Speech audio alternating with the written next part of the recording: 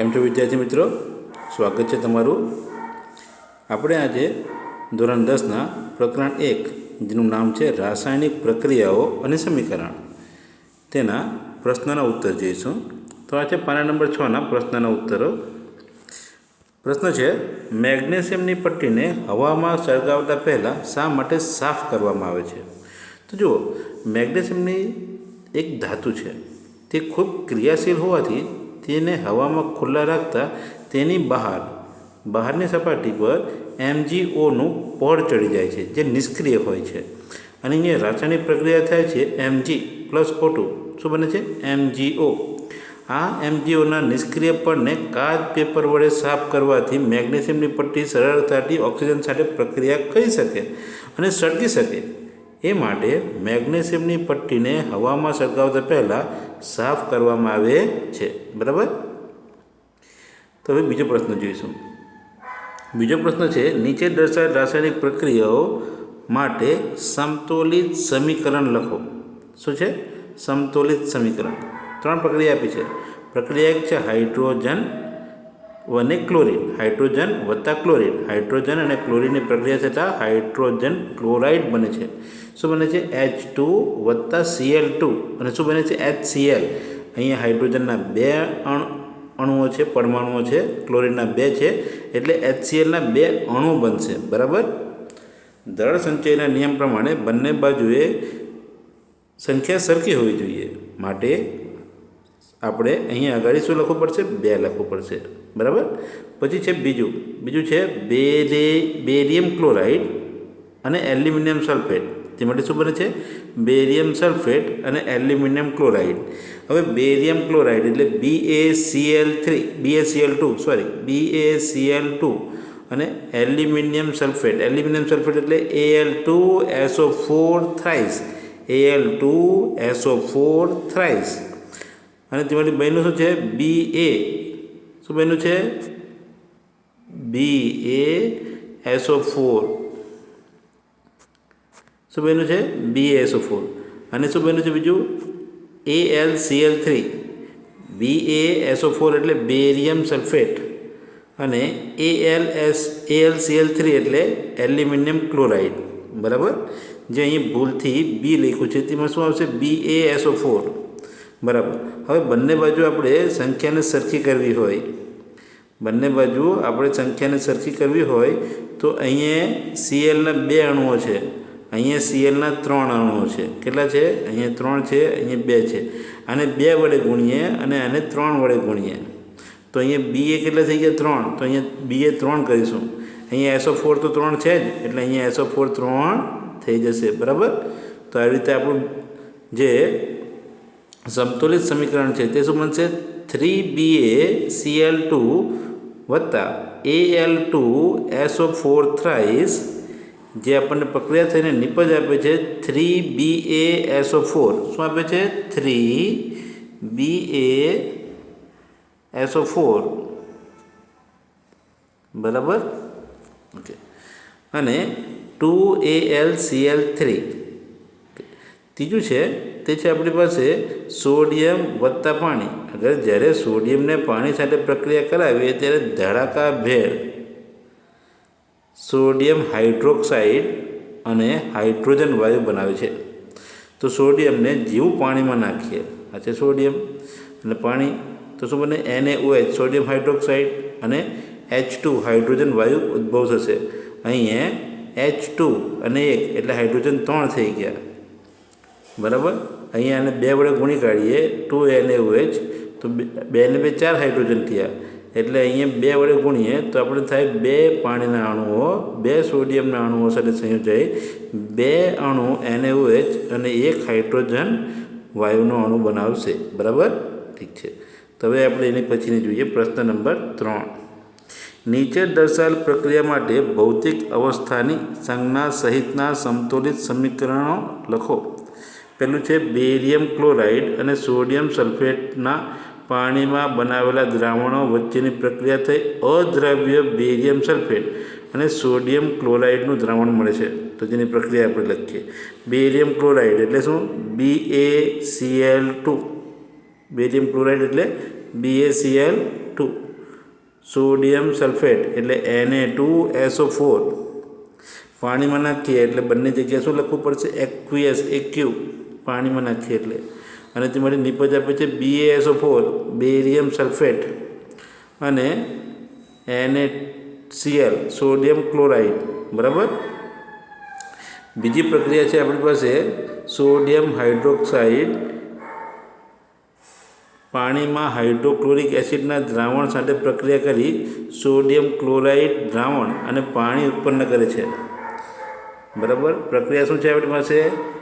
NaOH aqueous વત્તા HCl aqueous પાણીમાં શું બને છે? NaCl અને H2O.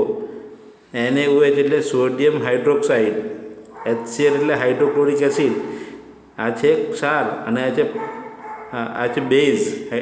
સોડિયમ હાઇડ્રોક્સાઇડ શું છે? બેઝ છે આપણો, આ બેઝ છે, અને આ છે એસિડ. અને એસિડ બેસિડ સાથે પ્રક્રિયા કરીને શું બને છે? ક્ષાર. NaCl એટલે ક્ષાર, અને શું ઉત્પન્ન થયું? પાણી, બરાબર. ઓકે, હવે પાના નંબર 10 તેના પ્રશ્નનો ઉત્તર જોઈશું આપણે. પાના નંબર 10 ઉપર આ એક ખૂબ જ મહત્ત્વપૂર્ણ પ્રશ્ન છે. પ્રશ્ન શું છે?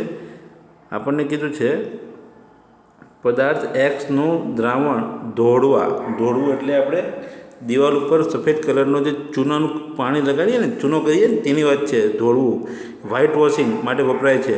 પદાર્થ એક્સનું નામ આપો અને તેનું સૂત્ર લખો. પદાર્થ એક્સની પાણી સાથેની પ્રક્રિયા લખો, બરાબર. તો જુઓ, પદાર્થ એક્સ એ શું છે? Calcium oxide. શું છે? Calcium oxide. તેનું સૂત્ર છે CaO. એનું સૂત્ર છે CaO. તો કયો પદાર્થ દોડવા માટે ઉપયોગ થાય? કેલ્શિયમ ઓક્સાઇડ, અને તેનું સૂત્ર શું છે? CaO. હવે બીજું, પદાર્થ એક્સની પાણી સાથેની પ્રક્રિયા, તો કેલ્શિયમ ઓક્સાઇડ પાણી સાથે તીવ્રતાથી પ્રક્રિયા કરી. કેવી રીતે? તીવ્રતાથી. ચૂનાનું નીતર્યું પાણી CaOH2 બનાવે છે અને અધિક પ્રમાણમાં ઉષ્મા ઉત્પન્ન કરે છે. જે પ્રક્રિયા ઉષ્મા ઉત્પન્ન કરે તેને શું કહેવાય? ઉષ્માક્ષેપક, બરાબર. તો કેલ્શિયમ ઓક્સાઇડ એટલે CaO પાણી સાથે પ્રક્રિયા કરી શું બનાવે છે? CaOH2, અને શું બને છે? ઉષ્મા ઉત્પન્ન થાય છે. તો આ ભાઈ બહુ જ ઇમ્પોર્ટન્ટ પ્રશ્ન છે, બરાબર. હવે એના પછી જોઈએ, એના પછી છે પ્રવૃત્તિ 1.7. તમે તમારી ચોપડી ખોલશો ને તો આ પ્રવૃત્તિ કઈ છે? એ પ્રવૃત્તિ છે પાણીનું વિદ્યુત વિભાજન. અને તેમાં શું કીધું છે? પાણીનું વિદ્યુત વિભાજન કરતાં એક કસનળીમાં એકત્રિત થતો વાયુનો જથ્થો બીજી કસનળીમાં એકત્રિત થતા વાયુના જથ્થા કરતાં બમણો શા માટે છે? આ વાયુનું નામ દર્શાવો. આપણને આવું પૂછ્યું છે. તો જોઈએ આપણે શું છે? પાણીનું વિદ્યુત વિભાજન દરમિયાન હાઇડ્રોજન, કયો વાયુ? હાઇડ્રોજન અને ઓક્સિજન મળે છે. પાણીમાં 2 ભાગ હાઇડ્રોજન. કેટલા ભાગ હાઇડ્રોજન? 2 ભાગ, અને 1 ભાગ ઓક્સિજન હોવાથી એક કસનળીમાં 2 ભાગ હાઇડ્રોજન અને બીજી કસનળીમાં 1 ભાગ ઓક્સિજન મળે છે. મળતા હાઇડ્રોજન અને ઓક્સિજન વાયુનું કદ પ્રમાણ 2:1. પહેલાં હાઇડ્રોજન લખીએ તો 2 અને ઓક્સિજન 1. પહેલાં ઓક્સિજન લખીએ તો 1:2 થશે, બરાબર. શું કીધું છે? મળતા હાઇડ્રોજન અને ઓક્સિજન વાયુનું કદથી પ્રમાણ 2:1 છે. અને એની પ્રક્રિયા આપી છે H2O લિક્વિડ. શું બન્યું છે? વિદ્યુત વિભાજનથી હાઇડ્રોજન અને ઓક્સિજન. શું બન્યું છે? હાઇડ્રોજન અને ઓક્સિજન. ઓકે, ચાલો એના પછીનો પ્રશ્ન જોઈએ. પાના નંબર 13 ઉપરના પ્રશ્નો છે, જેમાં પહેલો પ્રશ્ન છે જ્યારે કોપર સલ્ફેટના દ્રાવણમાં આયનની ખીરી ડૂબાડવામાં આવે ત્યારે કોપર સલ્ફેટના દ્રાવણનો રંગ શા માટે બદલાય છે? તો જુઓ, આયનની ખીરી કોપર સલ્ફેટના દ્રાવણમાં ડૂબાડતા કોપર કરતાં આયન વધુ ક્રિયાશીલ હોવાથી, કોપર કેવું છે? આયન કરતાં વધુ ક્રિયાશીલ હોવાથી કોપરનું વિસ્થાપન કરે છે. કોણ? આયન. આયન કોનું વિસ્થાપન કરે? કોપરનું. પરિણામે આયન સલ્ફેટ બને. શું બને? આયન સલ્ફેટ, જે લીલા રંગનો હોવાથી દ્રાવણનો રંગ બદલાય છે. આયન સલ્ફેટનો કલર કેવો? લીલો, બરાબર. જોઈએ, CuSO4 કોપર સલ્ફેટ વાદળી કલર. CuSO4 એટલે કોપર સલ્ફેટ, જેનો કલર કેવો હોય? વાદળી.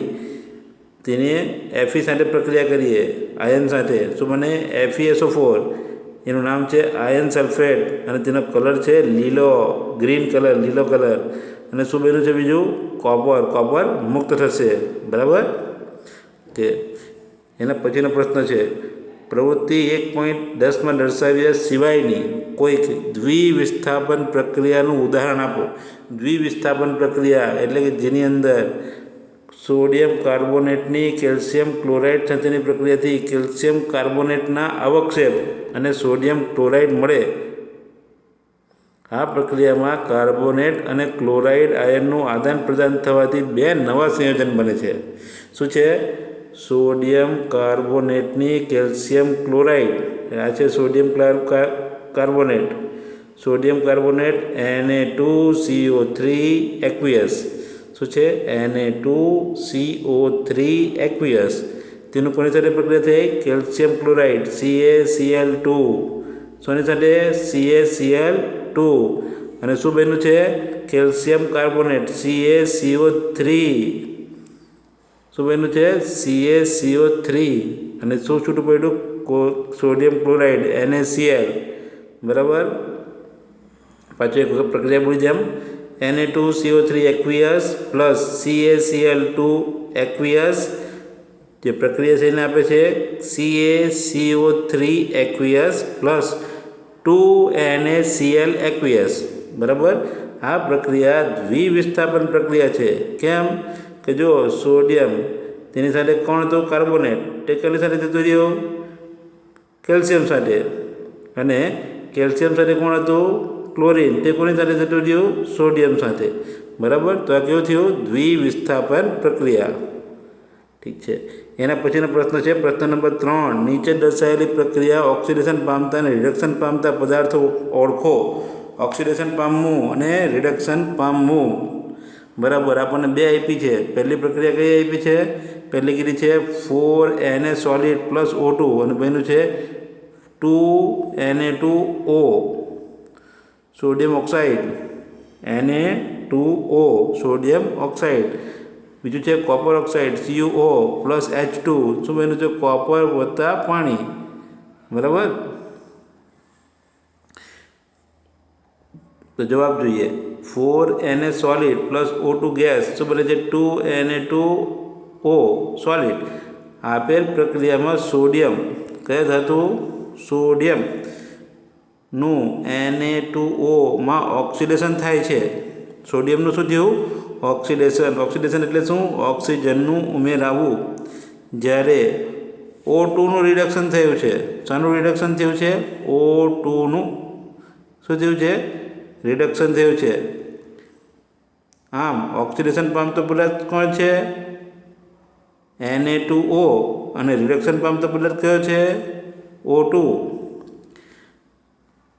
બીજી પ્રક્રિયા આપી છે CuO એટલે કોપર ઓક્સાઇડ વત્તા હાઇડ્રોજન તો જો આપેલ પ્રક્રિયા માટે કોપર ઓક્સાઇડ CuO નું કોપરમાં રિડક્શન થાય છે ઓક્સિજનનું દૂર થવું એટલે શું રિડક્શન જ્યારે હાઇડ્રોજનનું H2Oમાં ઓક્સિડેશન થાય છે શું થાય છે ઓક્સિડેશન તો ઓક્સિડેશન પામતો પદાર્થ કયો છે પાણી H2O અને રિડક્શન પામતો પદાર્થ કયો છે કોપર હવે જોઈએ પ્રશ્ન નંબર સ્વાધ્યાયના પ્રશ્નો જેમાં પહેલો પ્રશ્ન છે નીચે આપેલી પ્રક્રિયા માટેના વિધાનો પૈકી કયા ખોટા છે હવે આપેલું છે PbO plus C convert Pb plus CO2 શું બન્યું છે લેડ ઓક્સાઇડ વત્તા કાર્બન તેમાંથી લેડ અને કાર્બન ડાયોક્સાઇડ વાયુ બન્યો છે તો લેડનું શું થયું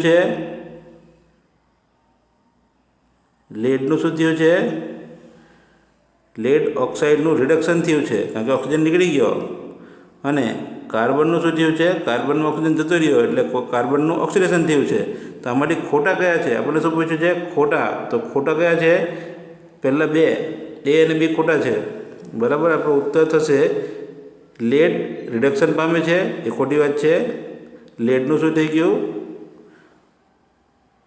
અને કાર્બન ડાયોક્સાઇડ ઓક્સિડેશન પામે છે તો કાર્બનનું શું થયું કાર્બન ઓક્સિડેશન પામે છે અને લેડ ઓક્સાઇડ શું છે, રિડક્શન પામે છે. એ સાચું છે. બાકીના બે શું છે, ખોટા છે. બરાબર, ઠીક છે. એના પછીનો પ્રશ્ન જોઈએ. પ્રશ્ન નંબર 2. પ્રશ્ન નંબર 2 શું કહે છે? પ્રશ્ન 2 છે Fe2O3 plus 2Al convert into Al2O3 plus 2Fe ઉપર દર્શાવેલી પ્રક્રિયા શાનું ઉદાહરણ છે? તો જુઓ, અહીંયા બે ધાતુઓ છે. એક તો છે Fe એટલે આયન અને Al એટલે કે એલ્યુમિનિયમ. તો ઓક્સિજન પહેલાં Fe પાસેથી Al પાસે જતો રહ્યો એટલે શું થયું? વિસ્થાપન. શું થઈ ગયું? વિસ્થાપન. તો આ પ્રક્રિયાનું નામ શું છે? વિસ્થાપન પ્રક્રિયા.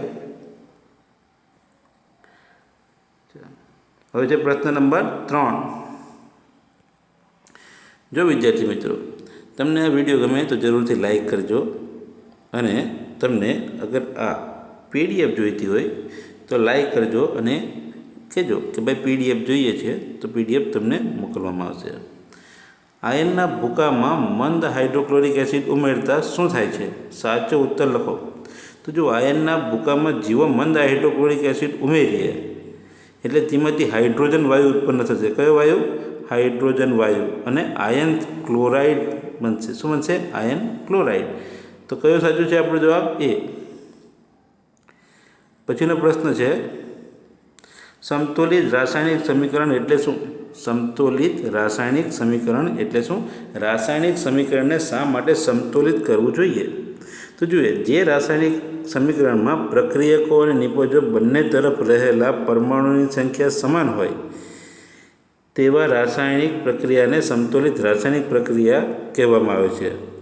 દ્રવ્ય સંચયનો એટલે કે દળ સંચયનો નિયમ શું કહે છે કે ડાબી બાજુ અને જમણી બાજુ બંને બાજુએ અણુઓની સંખ્યા સમાન હોવી જોઈએ, કે જેથી અણુભાર સરખો રહે, એ બદલાય નહીં. તો શું છે? દ્રવ્ય સંચયના નિયમ પ્રમાણે દ્રવ્યનું સર્જન કે વિનાશ થઈ શકતું નથી. આથી રાસાયણિક સમીકરણમાં રહેલા પ્રક્રિયકો અને નિપજનું દળ સમાન રહેવું જોઈએ. દળ સમાન રાખવા આ સમીકરણમાં રહેલા પ્રત્યેક તત્વનું પરમાણુની સંખ્યા બંને બાજુ સમાન હોવી જોઈએ. આથી રાસાયણિક સમીકરણને સંતુલિત કરવું આવશ્યક છે. બરાબર. પ્રશ્ન નંબર 5 જોઈએ. નીચેના વિધાનોને રાસાયણિક સમીકરણમાં રૂપાંતરિત કરો અને ત્યારબાદ તેઓને સંતુલિત કરો. પહેલું સમીકરણ આપ્યું છે હાઇડ્રોજન વાયુ નાઇટ્રોજન સાથે સંયોજાઈ એમોનિયા બનાવે. તો હાઇડ્રોજન એટલે H2, નાઇટ્રોજન એટલે N2, બન્યું શું? એમોનિયા એટલે NH3. હવે NH3 છે, 3 હાઇડ્રોજન છે ને એ 2 છે, તો આપણે શું કરીએ? હાઇડ્રોજનની આગળ 3 લગાડી દઈએ. તો એમોનિયાની આગળ આપણે શું લગાડવું પડે? 2. કેટલા થઈ ગયા? નાઇટ્રોજન 2. તો નાઇટ્રોજન 2 છે. હા, નાઇટ્રોજન 2 છે. N2, અહીંયા બી 2N થઈ ગયા. હાઇડ્રોજન 3 2 ને 6 થયા, અહીંયા બી 3 2 ને 6 થઈ ગયા. ઓકે. બીજું છે હાઇડ્રોજન સલ્ફાઇડ વાયુ હવામાં બળીને દહન પામીને સલ્ફર ડાયોક્સાઇડ અને પાણી આપે છે. કયો વાયુ છે આપણી પાસે? Hydrogen sulphide. હવે જોઈએ, હાઇડ્રોજન સલ્ફાઇડ વાયુ એટલે H2S. હાઇડ્રોજન સલ્ફાઇડ વાયુ એટલે H2S. તે ઓક્સિજન સાથે પ્રક્રિયા કરે છે, ઓક્સિજન સાથે, અને શું બનાવે છે? સલ્ફર ડાયોક્સાઇડ SO2 અને બીજું પાણી. તો આપણે જોઈએ, અહીંયા આપણી પાસે પાણીના કેટલા અણુ થઈ જાય? તો 2 ને 1 3. અહીંયા આપણે 3 લખી દઈએ, 3 2 ને 6 થઈ ગયા. તો ઓક્સિજન કેટલા થઈ ગયા? 6. 6 ઓક્સિજન થઈ ગયા? નહીં, આથી 2 ઓક્સિજન, તો અહીંયા 2 લગાડવા પડે એટલે 6 ઓક્સિજન. 2 × 4 ને 2 6.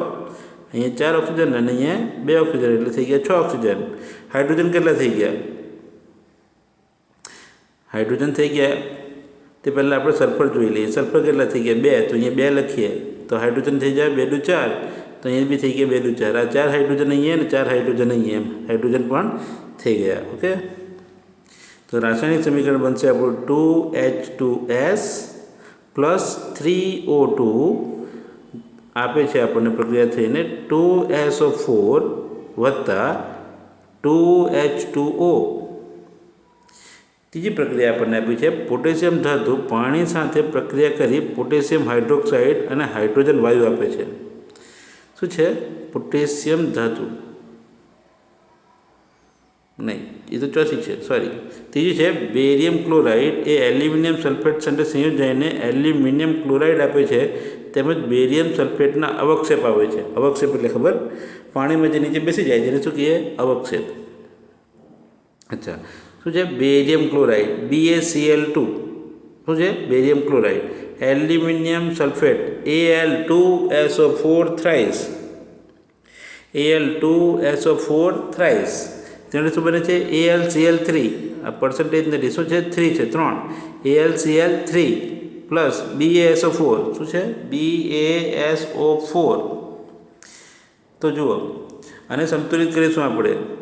સલ્ફર કેટલા છે આપણી પાસે? 3 છે. SO4 થ્રાઇસ, તો અહીંયા આગળ BAની આગળ 3 લગાડી દઈએ.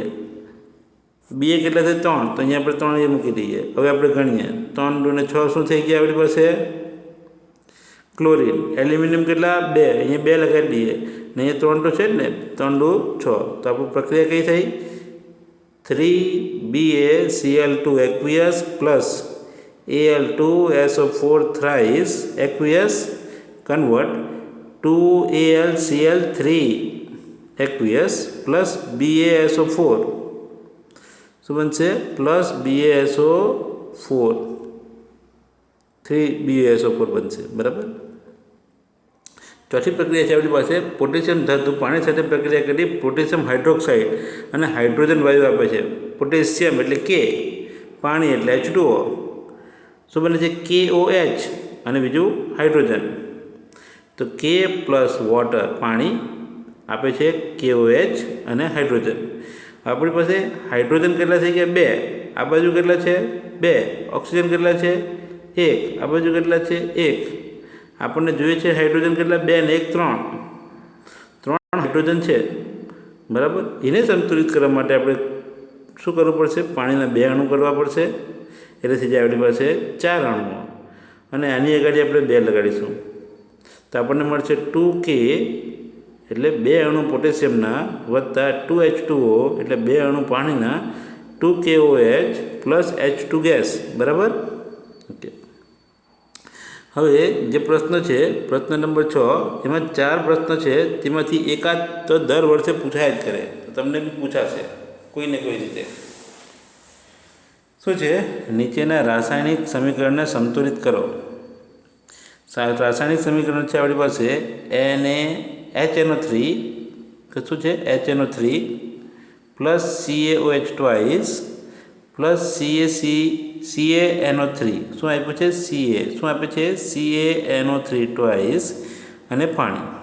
તો જોઈએ, આ બાજુ આપણી પાસે NO3ના 2 અણુ છે. NO3ના કેટલા છે? 2. તો અહીંયા આપણે 2 લગાડી દઈશું. બરાબર. હવે આપણી પાસે બીજું શું છે? તો બીજું છે પાણી. પણ પાણીમાં હાઇડ્રોજનના કેટલા અણુ છે? અહીંયા છે આપણી પાસે 2 અને અહીંયા છે 3. બરાબર. 2 અને 3 છે. હવે પાણીની આગળ આપણે 2 લગાડીએ તો શું મળશે આપણને? 2H2O. હવે આપણે જોઈ લઈએ. કેલ્શિયમ 1 NO3 કેટલા છે? 2 NO3. તો અહીંયા બી થઈ ગયા ને, NO3 2.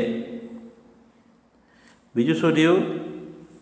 ઓક્સિજન. તો ઓક્સિજન કેટલા છે આપણી પાસે? 3 2 નહીં, એ તો આવી ગયા એની અંદર જ, એટલે એ ઓક્સિજનને આપણે ગણીશું નહીં. આપણે તો ખાલી પાણીવાળા જ ઓક્સિજનને ગણીશું. તો 2 છે O2, એ તો અહીંયા થઈ ગયા 2 O2. ઓકે. એટલે આપણી રાસાયણિક પ્રક્રિયાને સંતુલિત કરતાં શું મળે છે આપણને? 2HNO3 પ્લસ CaOH ટ્વાઇસ, જે આપણને પ્રક્રિયા થઈને આપ્યું છે CaNO3 ટ્વાઇસ પ્લસ 2H2O. બીજી પ્રક્રિયા છે તે છે NaOH અને H2SO4 વચ્ચે પ્રક્રિયા થઈને Na2SO4 સોડિયમ સલ્ફેટ અને પાણી આપે છે. તો આપણે શું લખ્યું છે? NaOH. બરાબર. SO4 એ બી એક જ છે, પતી ગયું. એક જ છે SO4 આ બાજુ ને આ બાજુ.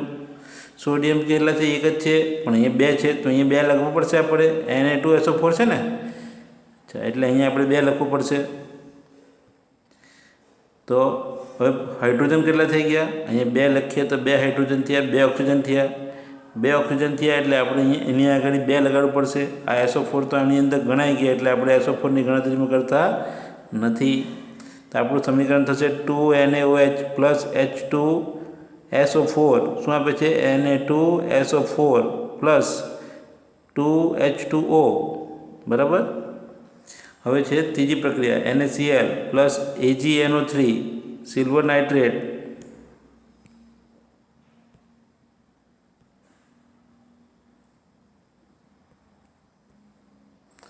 શું છે?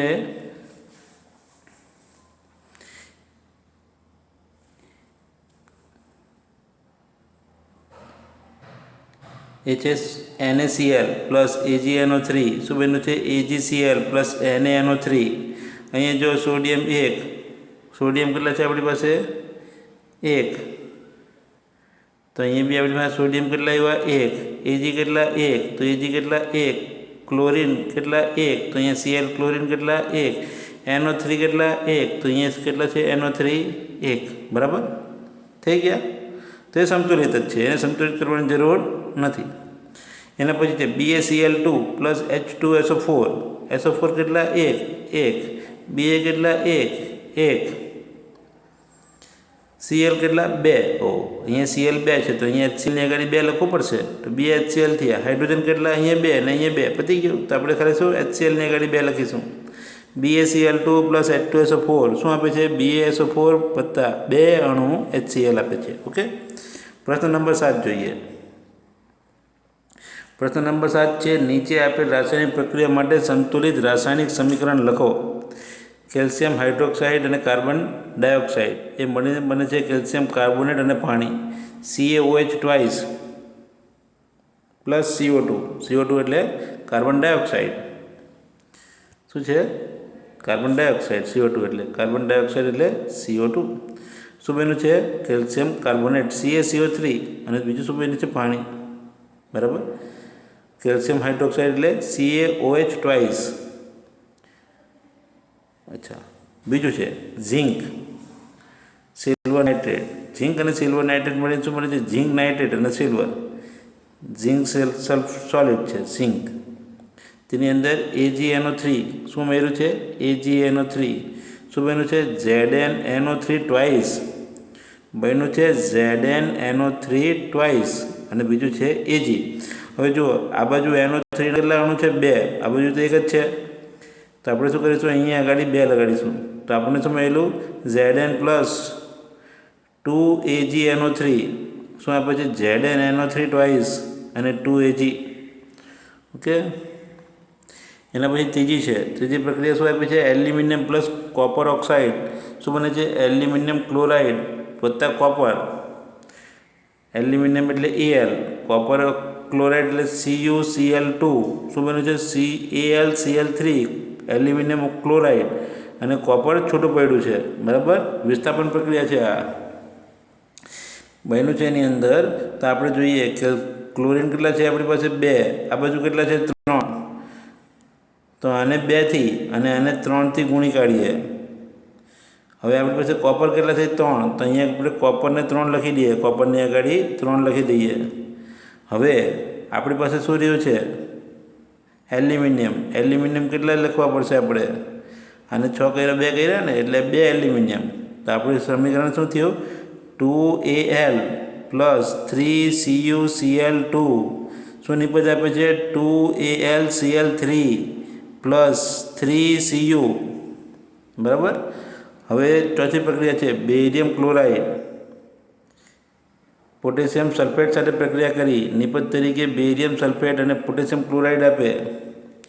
હવે છે barium chloride BaCl2 potassium sulphate K2SO4 barium sulphate BaSO4 potassium chloride KCl. K કેટલા છે આ બાજુ? 2 છે તો અહીંયા K ને 2 કરીએ. SO4 કેટલા છે? 1 જ છે તો અહીંયા 1 જ છે. બીજા કોઈને સંતુલિત કરવાની જરૂર છે નહીં. તો સમીકરણ બને BaCl2 એક્વિયસ વત્તા K2SO4 એક્વિયસ નિપજ બને છે BaSO4 પ્લસ 2KCl. બરાબર. કે હવે છે પ્રશ્ન નંબર 8, નીચે માટે સંતુલિત સમીકરણ લખો અને દરેક કિસ્સામાં પ્રક્રિયાના પ્રકાર ઓળખાવો. પ્રક્રિયાનો શું ઓળખાવાનો છે? પ્રકાર. પહેલું સમીકરણ શું છે? Potassium bromide KBr, barium iodide BaI2, potassium iodide બનાવે છે નિપજ તરીકે, અને બેરિયમ બ્રોમાઇડ, પોટેશિયમ આયોડાઇડ એટલે Ki, અને બેરિયમ બ્રોમાઇડ એટલે BaBr2. આ પ્રક્રિયા લખી જેને સંતુલિત કરવી પડશે ને, કારણ કે અહીંયા I2 છે તો અહીંયા I એક જ છે એટલે એની આગળ 2 લગાડીએ, અને આગળ 2 લગાડીએ તો Kની આગળ 2 લગાડીએ તો Br2 થઈ જાય. બરાબર. તો આપણું સમીકરણ શું થાય? 2KBr વત્તા BaI2 2Ki વત્તા BaBr2 નિપજ આપશે. અને આ પ્રક્રિયા દ્વિવિસ્થાપન પ્રક્રિયા છે. કેવી છે? દ્વિવિસ્થાપન પ્રક્રિયા. કેવી પ્રક્રિયા? દ્વિવિસ્થાપન. હવે બી છે ક્વેશ્ચન. શું કહે છે તે? ઝિંક કાર્બોનેટ તેમાંથી ઝિંક ઓક્સાઇડ અને કાર્બન ડાયોક્સાઇડ બને છે. જો એક જનું તૂટીને 2-3 પદાર્થ બને, એક જ અણુ તૂટીને, તો તેને આપણે શું કહીએ છીએ? વિઘટન. તો આ પ્રક્રિયા કેવી છે? વિઘટન. અને શું બન્યું છે? ઝિંક કાર્બોનેટ ZnCO3, તેમાંથી શું બન્યું છે? ઝિંક ઓક્સાઇડ ZnO, અને કાર્બન ડાયોક્સાઇડ એટલે CO2 વાયુ ઉદ્ભવ્યો છે. અને તેનું પ્રક્રિયા કઈ પ્રકારની છે? વિઘટન પ્રકારની છે. હવે છે હાઇડ્રોજન પ્લસ ક્લોરિન, અને શું બન્યું છે? Hydrogen chloride. તો આપણે જોઈએ હાઇડ્રોજન પ્લસ ક્લોરિન 2 વસ્તુ સંયોજનને બને જેને કહેવાય સંયોગીકરણ. શું કહેવાય? સંયોગીકરણ. તો H2 પ્લસ Cl2 શું બને? 2 અણુ HCl. અને આ પ્રક્રિયા કેવી છે? સંયોગીકરણ પ્રક્રિયા છે. એના પછી છે આપણને મેગ્નેશિયમ પ્લસ હાઇડ્રોક્લોરિક એસિડ બને છે મેગ્નેશિયમ ક્લોરાઇડ અને હાઇડ્રોજન વાયુ. જોઈએ શું છે? મેગ્નેશિયમ MgHCl હાઇડ્રોક્લોરિક એસિડ, અને શું બને છે? MgCl2. અહીંયા Cl2 છે, અહીંયા તો Cl એક જ છે એટલે એની આગળ 2 મૂકવું પડશે, અને H2 થઈ ગયા. H2. આપેલી પ્રક્રિયા કેવી છે? વિસ્થાપન પ્રક્રિયા છે. કેવી છે? વિસ્થાપન પ્રક્રિયા. પ્રશ્ન નંબર 9, ઉષ્માક્ષેપક અને ઉષ્માશોષક પ્રક્રિયા એટલે શું? ઉદાહરણ આપો. તો જુઓ, ઉષ્માક્ષેપક પ્રક્રિયા જે પ્રક્રિયામાં નિપજના નિર્માણ સાથે ઉષ્મા ઉત્પન્ન થતી હોય. ઉષ્મા શું થાય? ઉષ્મા ઉત્પન્ન. તેને શું કહેવાય છે? ઉષ્માક્ષેપક. શું કહેવાય છે? ઉષ્માક્ષેપક એટલે ઉષ્મા ઉત્પન્ન થવી તેવી પ્રક્રિયાને ઉષ્માક્ષેપક પ્રક્રિયા કહે છે. કુદરતી વાયુ એટલે મિથેન CH4નું દહન એ ઉષ્માક્ષેપક પ્રક્રિયા છે. CH4 ગેસ પ્લસ 2O3, શું લખ્યું છે? 2O3.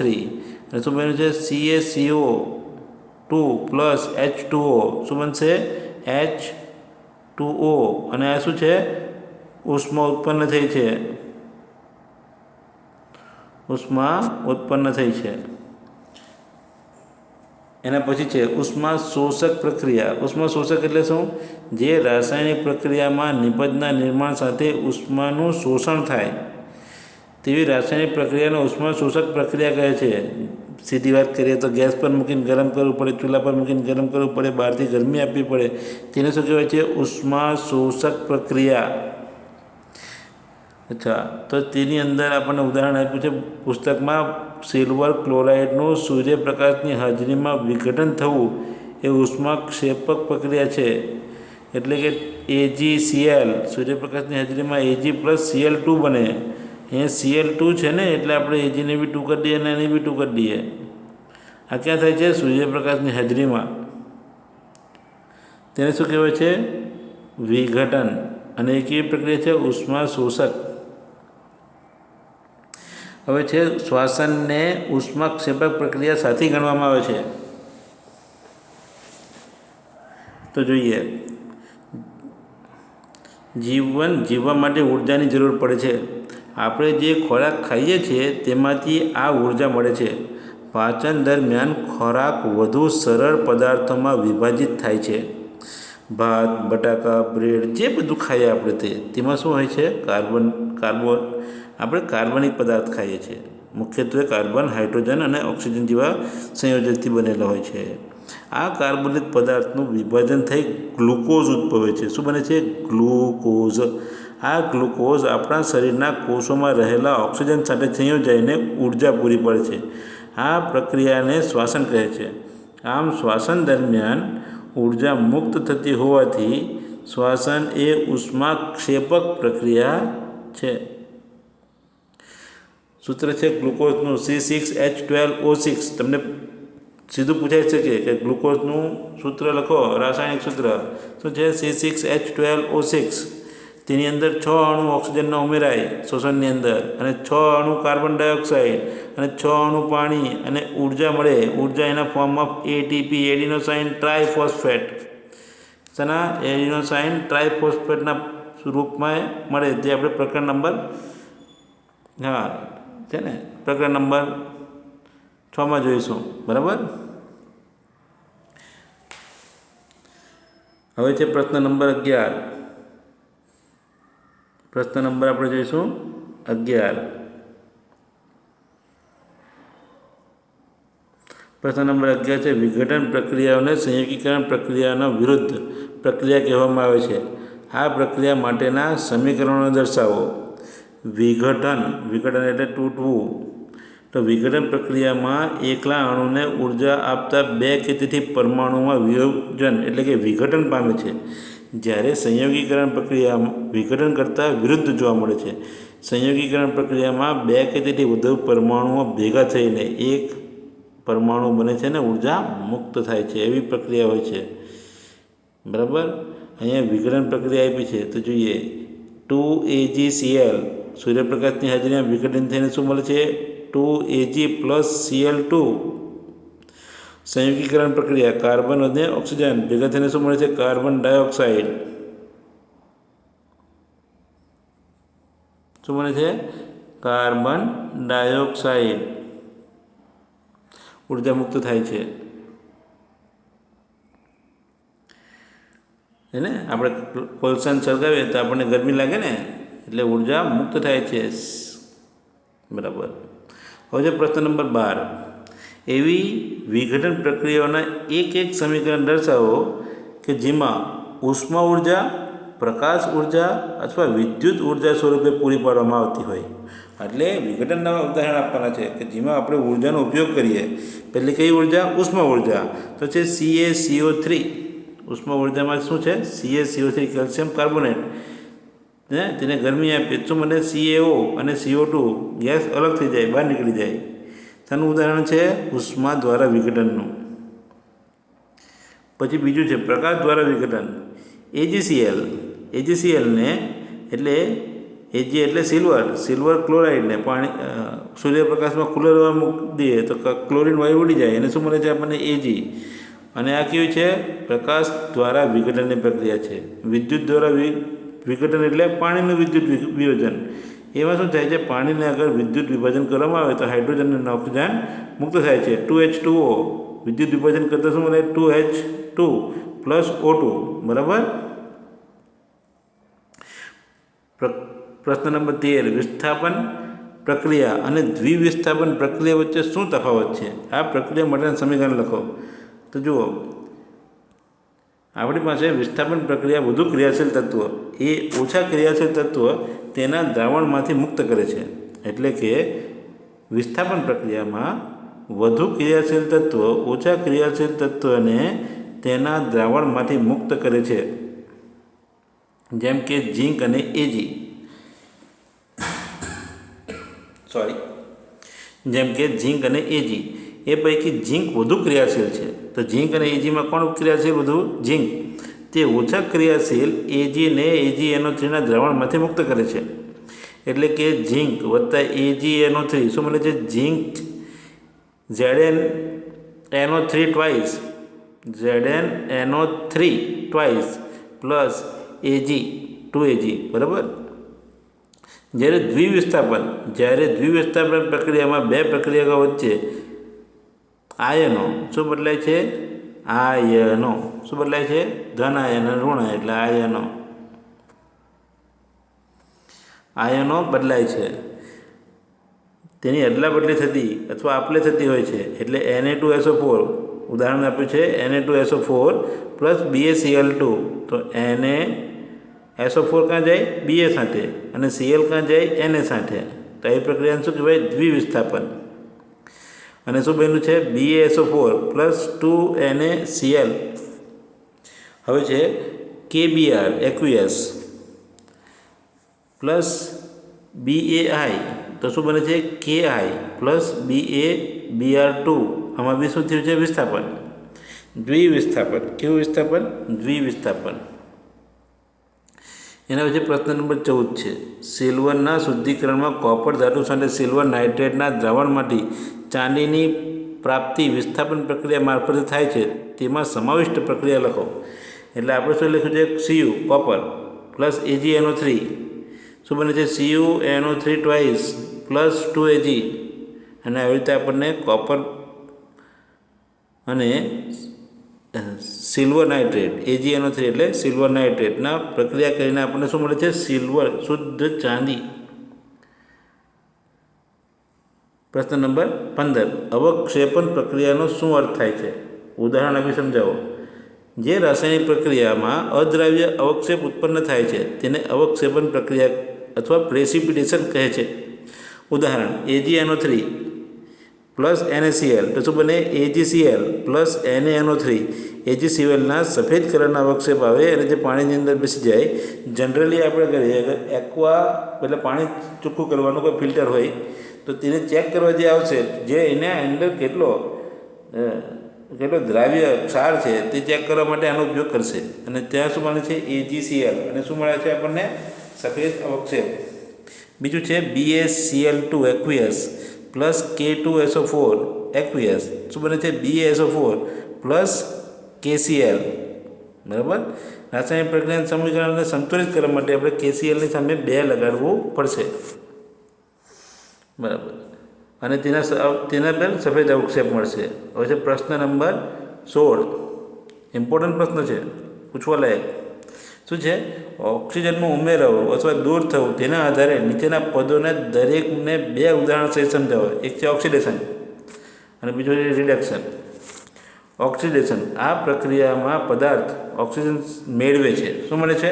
ઓક્સિડેશન એટલે ઓક્સિજન ઉમેરાવું અથવા હાઇડ્રોજનનું દૂર થવું. ઓક્સિડેશન એટલે ઓક્સિજનનું ઉમેરાવું અથવા હાઇડ્રોજનનું દૂર થવું. તેના આપણને 2 ઉદાહરણ જોઈએ. તો ઉદાહરણ છે કાર્બન પ્લસ O2.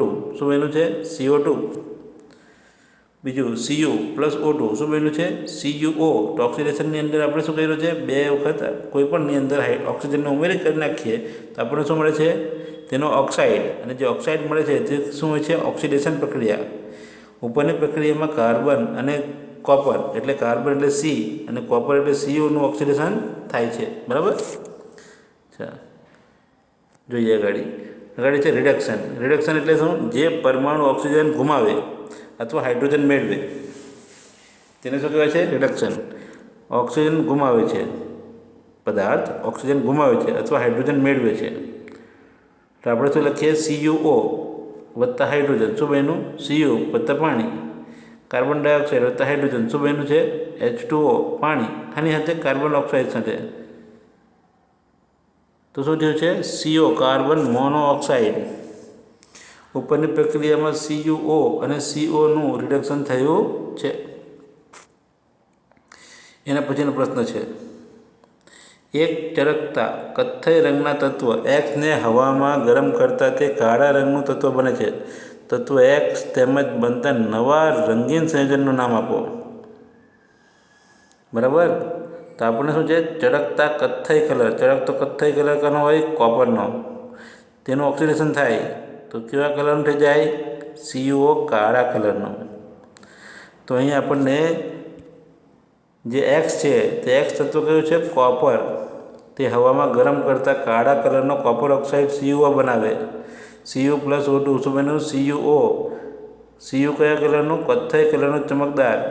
અને CuO કેવા કલરનું? કાળા કલરનું ચમક વગરનું. અહીં સીયુનું સીયુઓમાં ઓક્સિડેશન થયું છે, કોપરનું શું થઈ ગયું છે? ઓક્સિડેશન. હવે છે લોખંડની વસ્તુ પર આપણે રંગ શા માટે લગાવીએ છીએ? તો જો લોખંડની સપાટી ધાતુ ભારણને લીધે ધાતુની બનેલી છે ને, લોખંડ તો ધાતુ છે ને, લોખંડની ઉપર કાટ લાગે છે. આથી કાટથી બચવા માટે લોખંડની સપાટીને આપણે સીલ કરી દઈએ. કેવી રીતે કરાય? એની પર રંગ લગાવીને, જેને કારણે લોખંડ અને હવાનો સંપર્ક થતો નથી. પરિણામે લોખંડની વસ્તુ લાંબા સમય સુધી સુરક્ષિત રહે છે અને કાટ લાગતો નથી. માટે આપણે શું કરીએ છીએ? એની સપાટી ઉપર રંગ લગાડીએ. કયો? પ્લાસ્ટિક કલર કે રંગ લગાડી દઈએ એની પર. અથવા આપણે એની બીજું બી કંઈ કરી શકીએ, ગેલ્વેનાઇઝિંગ કરી શકીએ, એની પર આપણે તેલ ચડાવી શકીએ. પણ સારામાં સારું શું છે? એની પર એક રંગ કરાવી નાખીએ. ઓઇલ કલર આવે ને તે કલર કરી નાખીએ. હવે પ્રશ્ન નંબર 19. તેલ તેમજ ચરબીયુક્ત પદાર્થ સાથે નાઇટ્રોજન વાયુને ભરવામાં આવે છે, શા માટે? તો જુઓ, તેલી પદાર્થને ખુલ્લો રહેવા દઈએ તો તેમાં શું થઈ જાય? ખોરો થઈ જાય. તો તેલ અને ચરબીયુક્ત પદાર્થ હવામાં ઓક્સિજન સાથે પ્રક્રિયા કરીને ખાદ્ય પદાર્થને ખોરો કરે છે. આવા ખાદ્ય પદાર્થો સ્વાસ્થ્ય માટે નુકસાનકારક છે. આથી ખોરાકને બગડતો અટકાવવા તેમાં એન્ટીઓક્સિડન્ટ તરીકે નાઇટ્રોજન જેવા વાયુને ભરવામાં આવે છે અને તેને સીલ પેક કોથળીમાં અથવા સીલ પેક ડબ્બામાં જ રહેવા દેવામાં આવે છે. પ્રશ્ન નંબર 20 છે, નીચેના પદોને દરેકના એક ઉદાહરણ સહિત સમજાવો. ક્ષારણ અને ખોરાપણું. તો જોઈએ, ક્ષારણ કોને કહેવાય? એસિડ અને ભેજની હાજરીમાં ધાતુને કાટ લાગે. આ કાટ લાગવાની પ્રક્રિયાને ક્ષારણ કહે છે. ઉદાહરણ તરીકે, લોખંડને કાટ લાગે, ચાંદી પર લાગતું કાળા કલરનું સ્તર તેવી ચાંદીનું કાટ છે. તાંબા પિત્તળના વાસણ પર લીલા કલરનો ક્ષાર બાજે છે વગેરે ક્ષારણના ઉદાહરણ છે. ક્ષારણને કારણે લોખંડના ઉપરના સ્તર પર લાલાશ પડતો કથ્થઈ કલરનો પાવડર જામ થઈ જાય છે, જેને લોખંડનું કટાવ અથવા ક્ષારણ થયું કહેવાય છે. ટૂંકમાં, જ્યારે ધાતુ પર તેની આસપાસના પદાર્થો જેવા કે ભેજ, એસિડ વગેરેનો હુમલો થાય છે ત્યારે તેનું ક્ષયન થાય છે. આ પ્રક્રિયાને ક્ષારણ કહે છે. તો ધાતુની જે ક્ષયન છે તેને આપણે શું કહીએ છીએ? ક્ષારણ.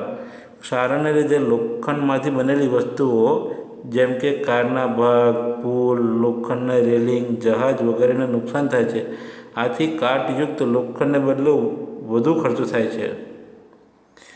લોખંડ ઉપર કાટ લાગતો અટકાવવા તેની પર શું કરીએ? આપણે રંગ ચડાવવામાં આવે છે અથવા લોખંડ કરતાં વધુ સક્રિય એવી ધાતુ જેનું નામ છે ઝીંક, તેનું પડ ચડાવવામાં આવે છે. તેને શું કહેવાય? ગેલ્વેનાઇઝિંગ.